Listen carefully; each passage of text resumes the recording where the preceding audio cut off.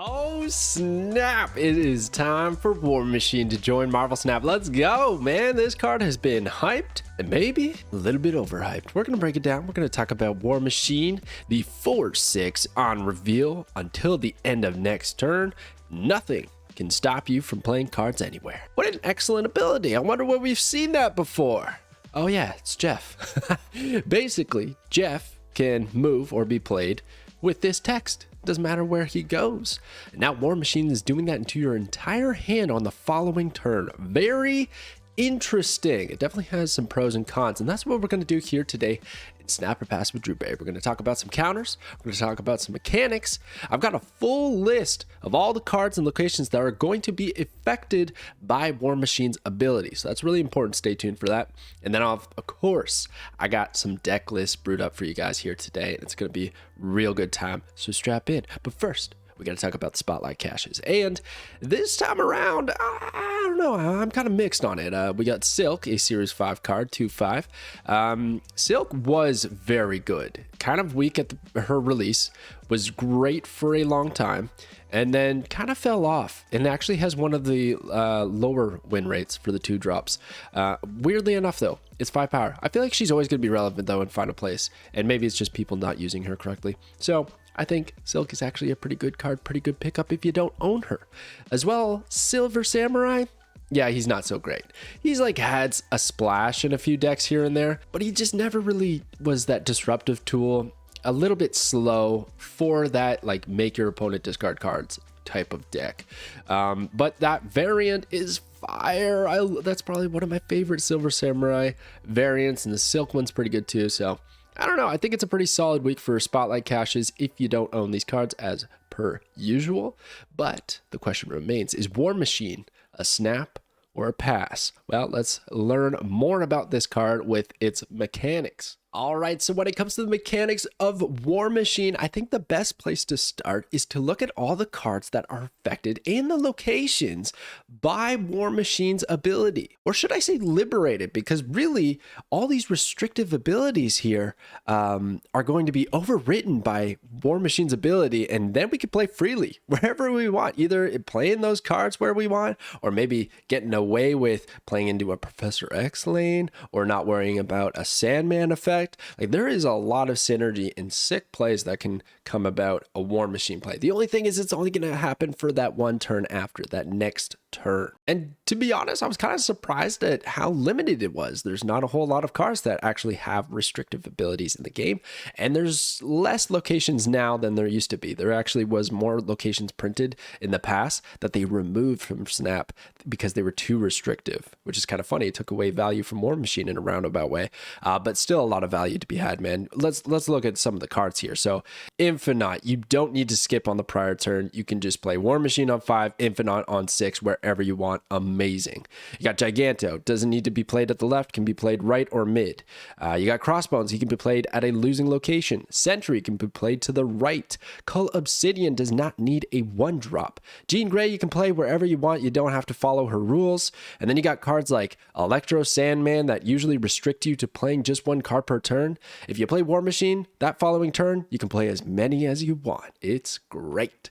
And then Ebony Maw, man. Ebony Maw's got to be one of the better ones. Just a 1-drop, high power, and typically the downside is you cannot play that card after turn 3. But with a War Machine play, you can play Ebony Maw the turn after, no matter what turn it is. It's awesome. And one of my favorite things about War Machine is not just how it can work with some of these cards, but the defensive utility against these locations. These are going to pop up in your games. Look at how many are common. How often do you play a few games of Snap and these pop up? I'm sure the answer is a lot.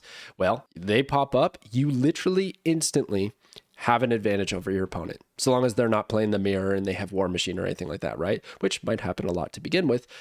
But you got War Machine in hand, and it's like, I don't know, the vault. Well, all of a sudden, now you can play a card on turn 6 if you play War Machine on turn 5, which is going to be pretty sick. You can kind of plan accordingly. I think that's going to swing a lot of games and really give the advantage needed to make War Machine a solid card. All right, so that is my list for cards and locations that are restrictive, that will be liberated by War Machine. Snap subscribe if you're not subscribed to the channel, because we try to do infographics like this every single time I can for the new card if it's relevant or interesting to help with those theory crafts. So you can take a snapshot of this, and when you're looking through, building in a deck, you could be like, what's a cool restrictive card I could pair with War Machine? And bam, you got all this right there. All right, let's go. So let's get back to some of the mechanics, some pros, and some cons. I don't really have a whole lot to say when it comes to the mechanics that I haven't already said. I felt like the list showcased that a little bit better. But basically, Jeff rules, man. We're on Jeff's time. If Jeff can do it, cards, being played after a War Machine turn can do it. That's kind of just the general rule of thumb here. The Space Throne opens up to 4 positions. You can play 4 cards there if you want, all of a sudden. Pretty wild.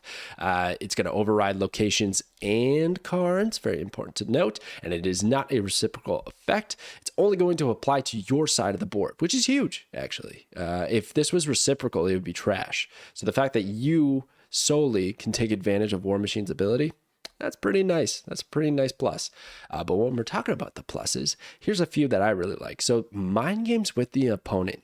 I think what's going to happen a lot is you will have locked up a location somehow, like, I don't know, Storm, Goose, whatever. And you play War Machine, and all of a sudden your opponent's thinking, well, he's definitely gonna play at the locked up location. Like that's just what's gonna happen. Why else would you play War Machine? But maybe you spin it on. You play Professor X in the War Machine location or something like that and lock it down even further. There's like a little bit of mind games that could be had with this card, and I think that's going to be an interesting avenue to explore. It doesn't always mean you're going to play a certain pattern. It's going to be a little bit more open to interpretation based on the board state. Like I was saying before, defensive and reactive tech option. I love this, man. I think this is the best part of War Machine. Those locations pop up or your opponent's trying to do something like lock you up. Well, all of a sudden you can play War Machine and then you have a defensive option. You can play into that lockdown. So it's good against lockdown and is great with lockdown. Very, very interesting to see what's going to happen with this card when the dust settles.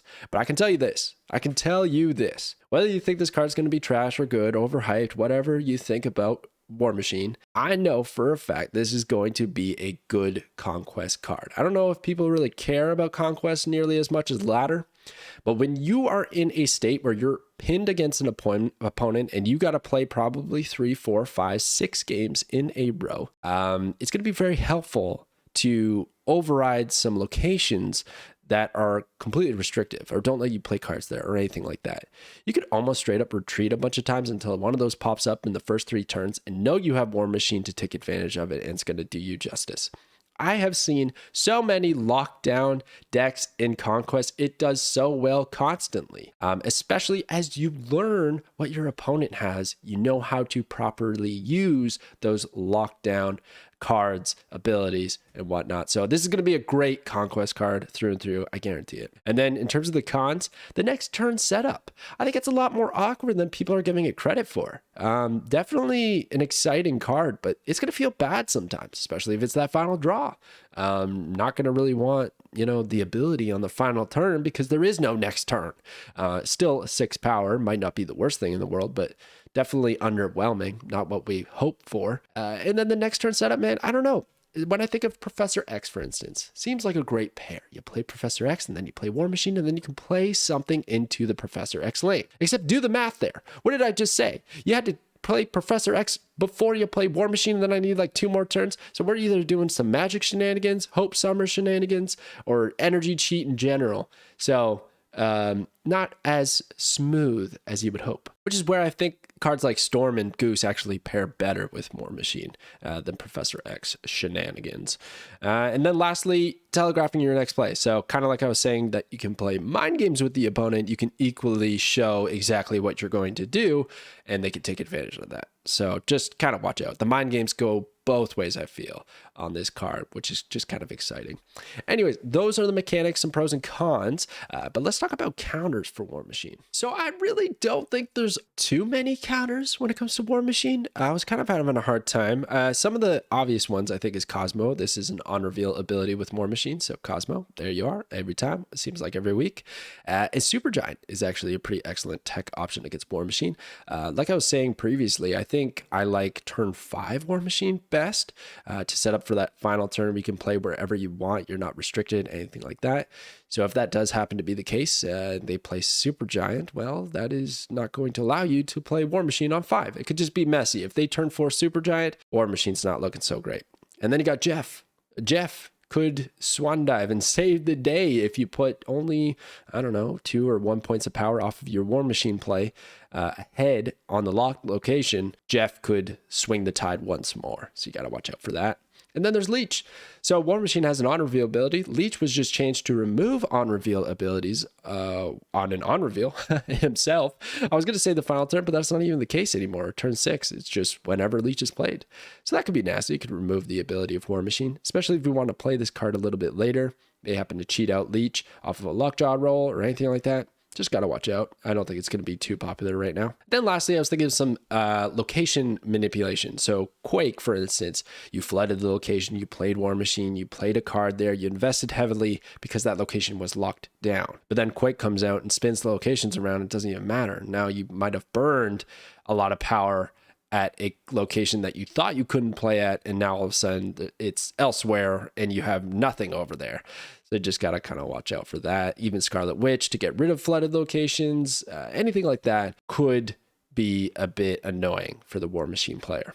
And then Galactus. If you're trying to play cards and power at locations that Galactus can't even get to, and Galactus just does his thing at a normal location, he's just going to destroy that other location anyway. So yeah, Galactus could be kind of nasty. But overall, I don't think any of these are too bad, man. I think that War Machine is just going to be fine in the counters department. I think what's going against War Machine more is actually just the lineup play that he can establish. If there's going to be a set line, if it's going to be strong enough, that's my biggest concern.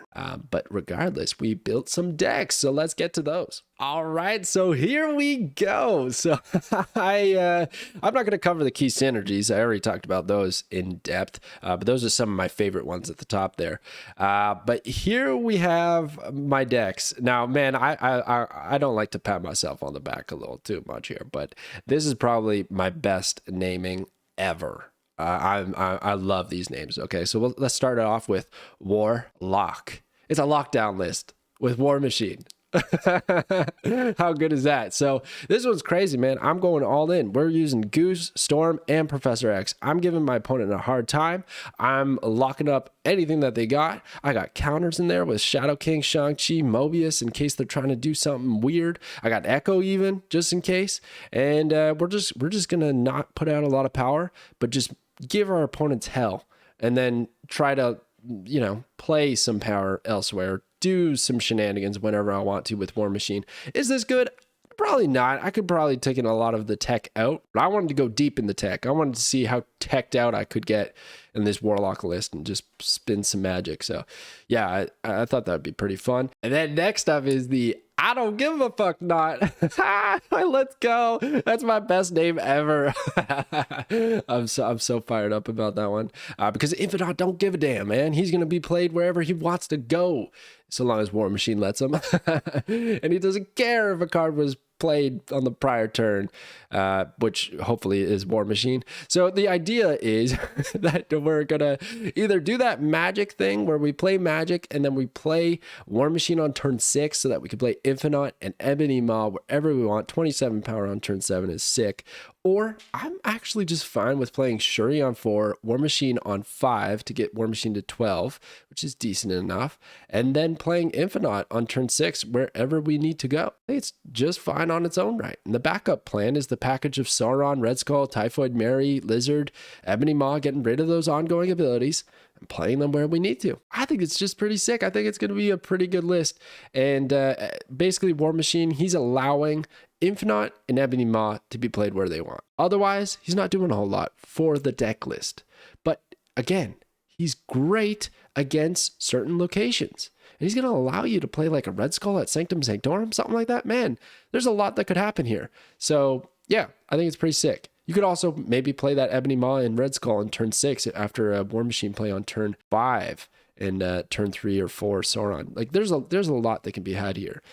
So I think that's going to be pretty good. And the name is goated, so let's just go.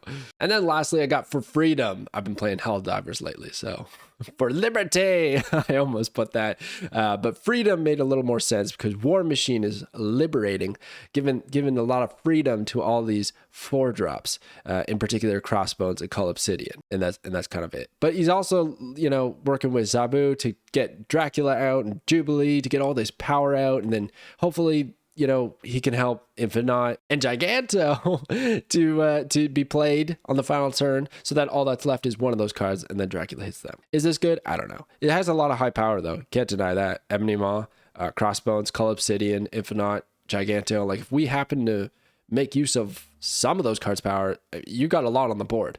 So it could be pretty legit. And then you got Storm to lock up a location, and then we can play whatever we want really afterwards. We could even leave it open just for that turn 6 swing. So I like the prospect of that deck as well, but I think the middle one's probably going to be the best. There's going to be some kind of lockdown list that's going to just pop off. And I don't know if it's any of these, but I was just having some fun. I just love the names. Let's go. All right. Is War Machine a snap or a pass? War Machine is a snap, and it's going to be an expensive little while because War Machine, and then the next one up is going to be the new season with a new card. We'll get there, but it's a tough time right now, and that's why Cannonball was a pass, which ended up working out. But War Machine, I do see this card being pretty good, man. I think it's going to have a spot. I don't know if it's always going to be the top of the meta. I think it's going to be a little bit more clunky, a little bit more awkward than people are expecting. It's not going to like break the game. There's not going to be like some combination that's just like out of this world broken. Okay. It's going to have its moment, its highlight reel on YouTube or whatever, where somebody plays a really high power card in a location that they previously couldn't. And it's going to be like, boom, 8-cube swing. That's sick. But then sometimes it's just going to do nothing. So that's the type of card that War Machine is going to be, but it's going to be an excellent option to have in your collection, as well as if you are a Conquest player, then this is going to be a great asset. It's just going to be a great tool to use in Conquest. And then if you don't have Silk and stuff, I think it's a pretty decent time to open up some Spotlight caches. That's what I'm going to be doing. I'm going to be opening up Spotlight caches for War Machine, and I'm excited about it. So let me know what you guys think about War Machine in the comments below. If you're going to be picking up this card with tokens or Spotlight caches, what's your plan? What's your approach? I want to hear it. And thank you so much for watching, and I will catch you guys next time.